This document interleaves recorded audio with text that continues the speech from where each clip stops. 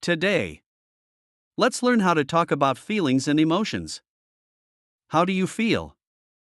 The formula is subject plus feel or feels plus emotion. Happy. Happy. I feel happy when I receive a gift. Angry. Angry. My mother feels angry when I am lazy. Sad. Sad.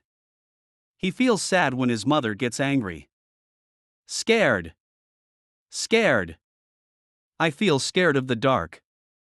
Tired. Tired. He feels tired after a long journey.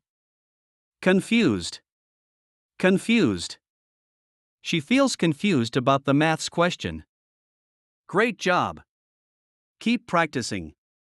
And soon you'll be able to express your feelings fluently. Like this video. Comment below. Download the worksheet. And subscribe for more lessons.